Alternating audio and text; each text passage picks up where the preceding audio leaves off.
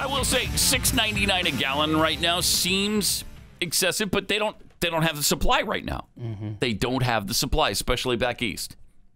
I haven't noticed a single station run out of gas here in Texas. Have you? Short of Not just that I've the seen. listener that said that the gas stations in South Texas in their town Okay. panic buying. Yeah, well, I mean, that's going to happen. Yeah. And again, the panic buying is happening at the grocery stores too. But, supply and demand. What is excessive? What is gouging, I guess? And how do you know when you're gouging your customers and when you're just doing, you're raising it to take advantage of the supply versus the demand? If people want more than is being supplied, then you're going to have to charge more for it. Yeah, and if your competitors are works. at a certain price level, then it would behoove you to be up there as well, right? But I mean, if you want to keep it, I mean, that you're going to either reward or punish these community gas stations after this passes. Right. And you're going to remember the places that kept it at $2 a gallon. If somebody goes up to $15 a gallon, you're going to remember that. You're going to say, I'm not going to go there when this thing is over. I'm not going there. That's how the market works. You don't need the government to be involved. I'm going to remember the place that gouged me during the hurricane or whatever. Let the free market work. Yeah. And that did happen in Houston during the evacuation in, when was that, 2005, I think, Hurricane Rita, when everybody left, but the hurricane didn't hit us. So you had 3 million people trying to leave at the same time. And they all got stuck on the freeway. And fortunately, we decided not to try to leave. And so you couldn't get gas. Everybody ran out of gas on the freeway. It was just an ugly situation. And it was really hot and humid, and people died. It was really awful. And there was a gas station that was north of Houston that was charging $15 a gallon. Well, the state went after them after that happened and charged them with price gouging. And is that necessary? No, just let the market work that out. I've been asking for a coherent definition of price gouging for years and years. I went to Dictionarycom. This is the definition for price gouging. An act, or thank you, pop-up ad. An act or instance of charging customers too high a price for goods or services. Yeah, what's too high? Thank you. Wait, What's too high? don't do that. What is too high? And for a state, what is a fair share and what is too high? We need Democrats and left-wing Marxists to identify those two things for us.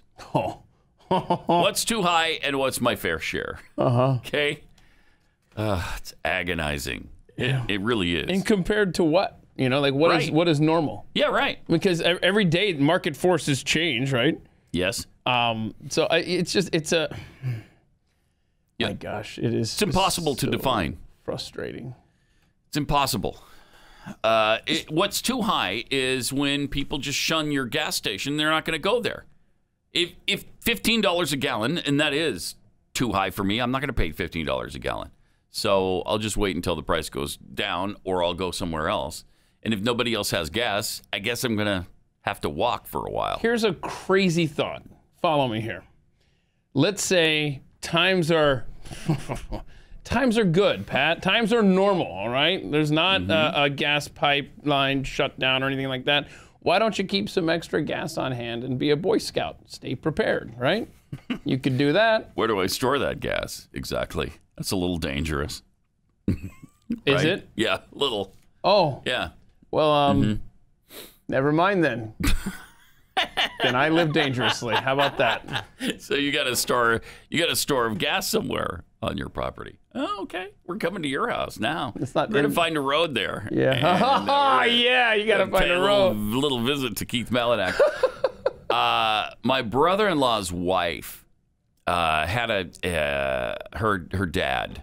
So my brother-in-law's, this is my wife's brother's wife. This is fun. Keep going.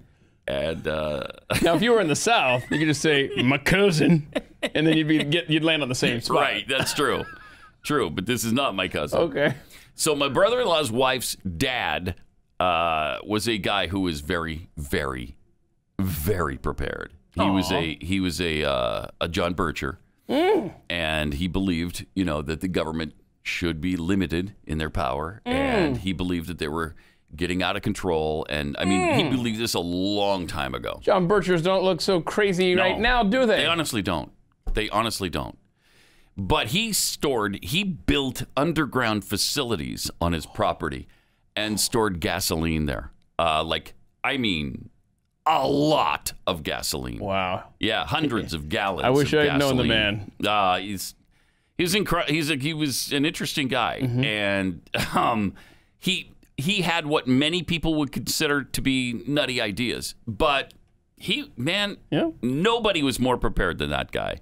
He was prepared with gold. He had... Oh, why don't I know this man? He had things hidden.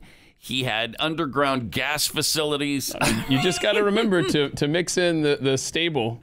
The mixture that keeps the gas fresh. You don't want the gas... I'm a helper. That sounds weird that you know that. I'm communicating to everyone west of the Mississippi. Because those of you east of the Mississippi, it's too late for these tips. Sorry. Too late.